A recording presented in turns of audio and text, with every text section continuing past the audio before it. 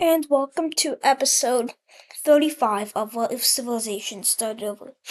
Let's get into it. So, last episode, a lot of stuff happened in the Americas.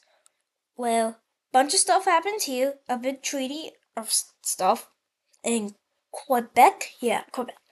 The yellow team had a surprise colony, and the purple team is, the Americas are becoming more colonized, basically.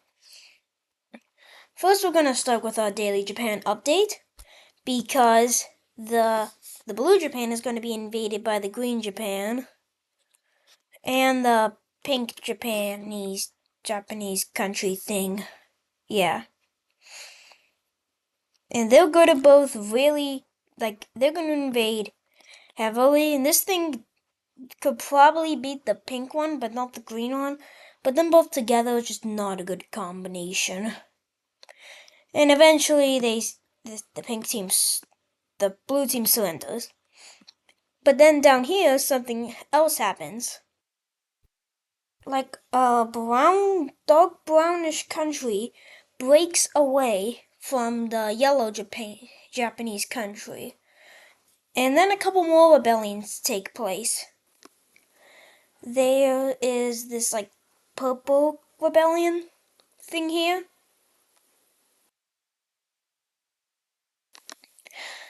An orange one here. That'll look something like this. A red one here that's gonna take a big northern chunk. That will look something like this. And finally, a dark green one. Yeah, this thing is really unstable.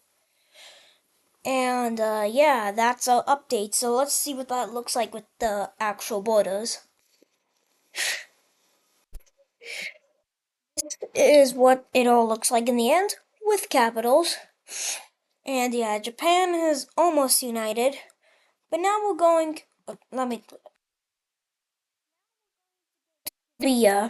because a major advancement is going to happen for the North Korean nation.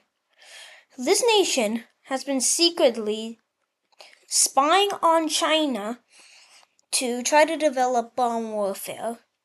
You know, the tactic that destroys a lot of stuff that the Mediterranean Union used to destroy Turkey? Yeah, that. And a couple other stuff. I've mentioned it before. Just destroys a lot of stuff. They started developing this once the South Koreans started making this massive front line up to here.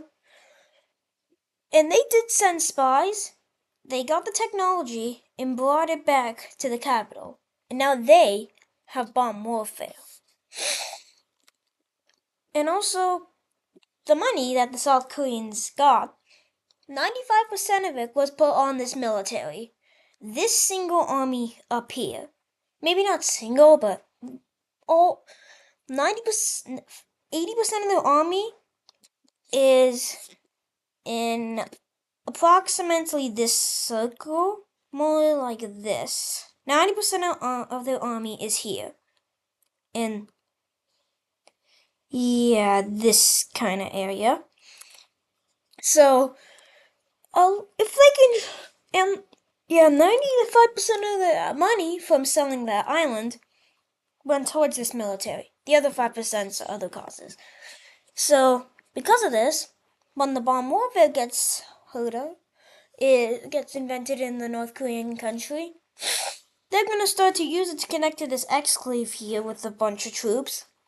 And they start a major spearhead toward the coastline to cut off this massive army. And some of these troops are trying to retreat a tiny bit, so these areas will push back a bit. Just a tiny bit though. But then, a naval landing is made right here, and all of these troops are cut off. 500,000 troops cut off or separated from South Korea. And the bomb warfare is going everywhere. It's starting to encircle and encircle all of this. until they do eventually encircle all the army. I think I'll get the trade out up real quick. Yeah. So the armies are going to go for this major city right there. Yeah, right there. Just about there. Many of them are evacuating to it. And now 450,000 troops are now trapped inside this city here. They're still holding out against the North Koreans, but the South Koreans know they have to get to it. So they are going to make a surprise landing right here, threatening the capital. Kind of like a chess game. You have to defend your capital like it's your chess piece and game. Yeah. They get really close. They have 200,000 troops right here on this fleet of boats. And eventually, they take the capital of the North Korean country. They do this swiftly. They do it before they can react. They're just too late. All 450,000 troops are blown up in the end. And now the South Koreans are looking for allies. They're looking straight at this Chinese country thing here. They're gonna ask them, hey, we'll give you some of this land, this peninsula here when we win this war, and so you can block your enemy, China, off from having sea access, really. They're gonna think about this, like, wait, what if we lose? These guys have bomb warfare. And if China hears about this, they're probably gonna invade us. And look how long it's been. Just look at the American colonies. It's been at least 100 years, and you still can't win this. So, they're still thinking about it, but for now, they're not going to do it. The North Koreans will make a major pushback and spearhead taking the capital back, but they're still on the outskirts.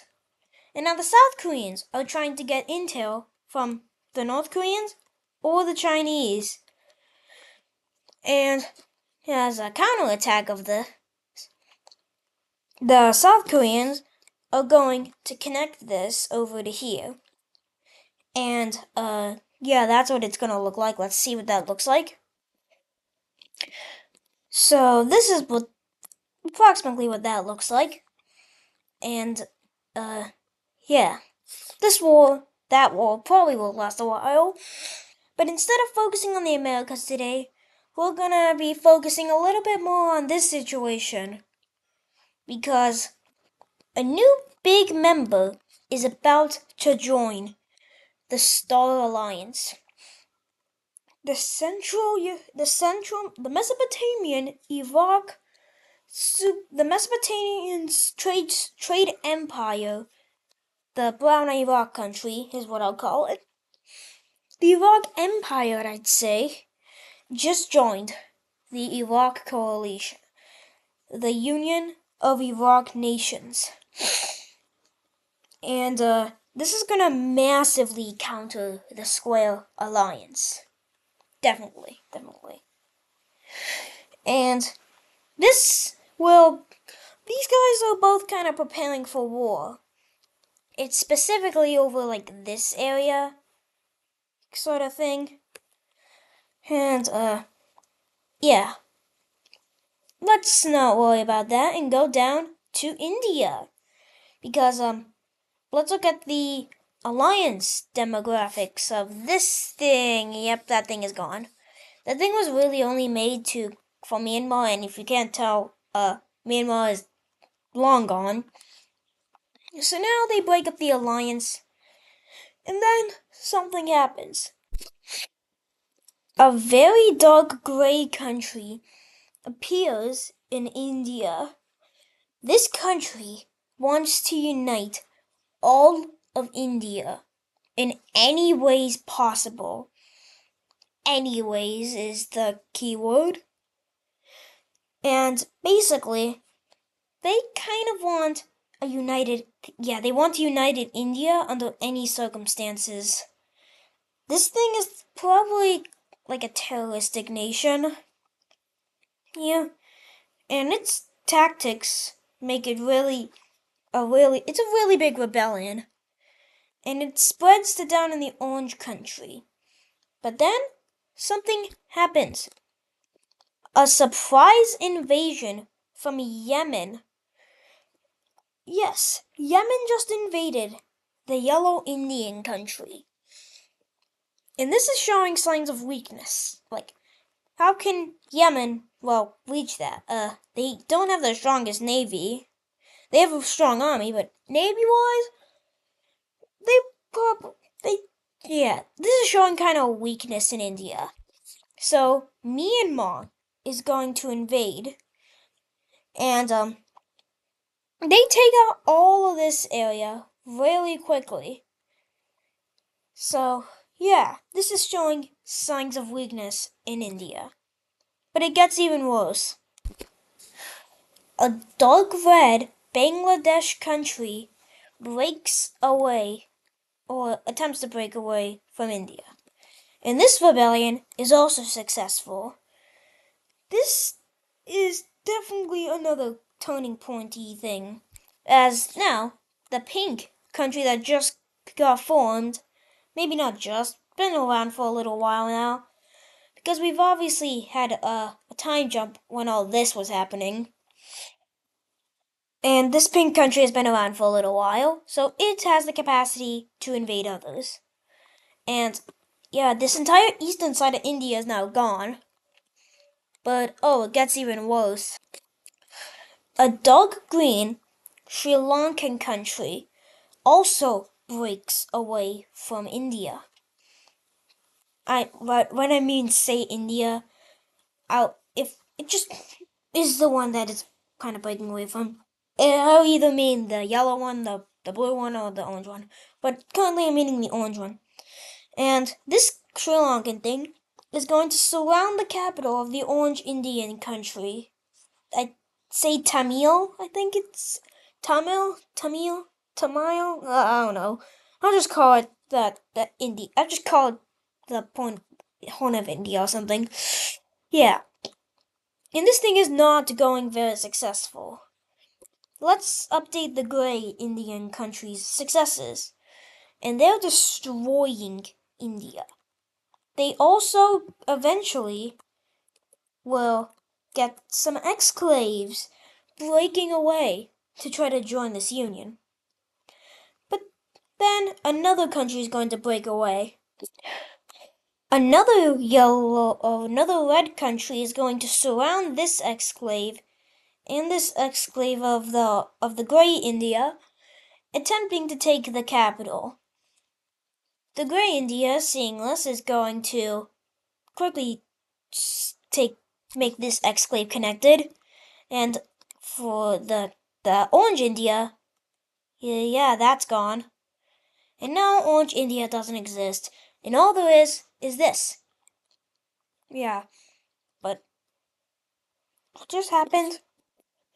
Let me fix that, but the Lime country is going to invade India as well. And so will the Blue country. Both from the Iraq Union, the Iraq Alliance. And Yemen, they're going to continue to invade, and this Yellow Indian country is collapsing.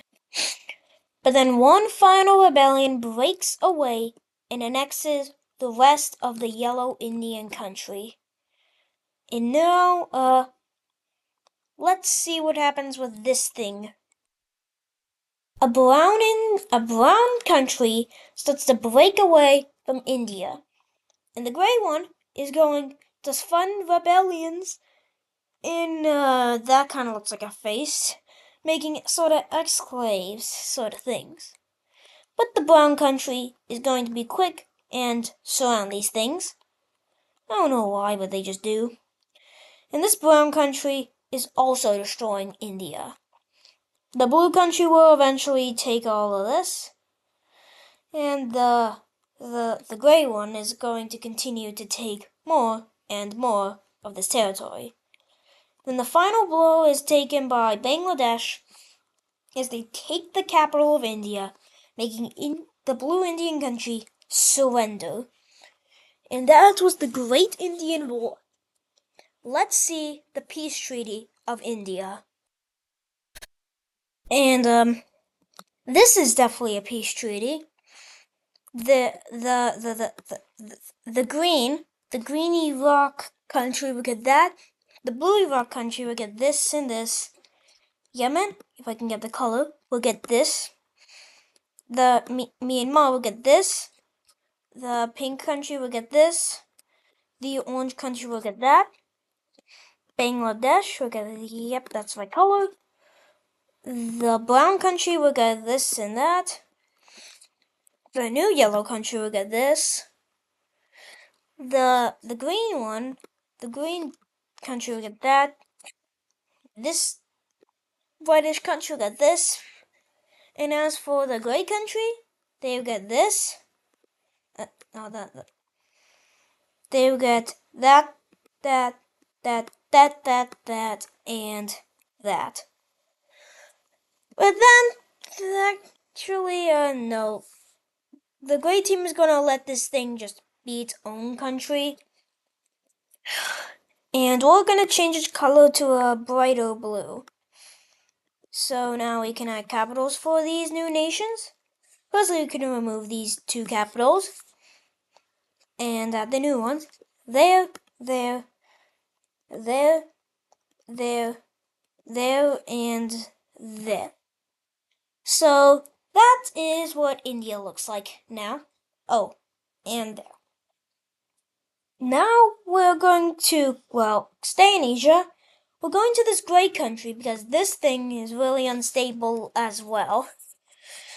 Maybe partially, just maybe, with partial funding of these two alliances. But some states will break away from this thing. I don't have time for that in this episode, so we'll get to that in the next episode. But let's talk about Yemen real quick. Why did Yemen invade? Well, it's because they got a new leader.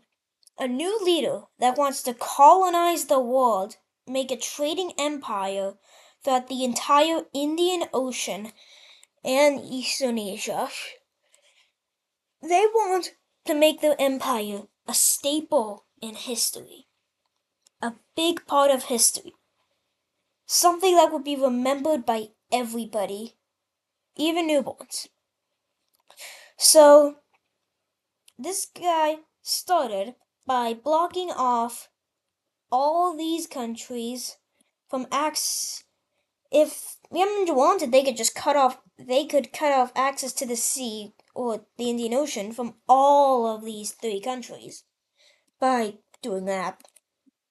So, just keep an eye on that, and that is actually going to do it for today's episode. Hope you enjoyed today's episode. See you in the next episode, and bye.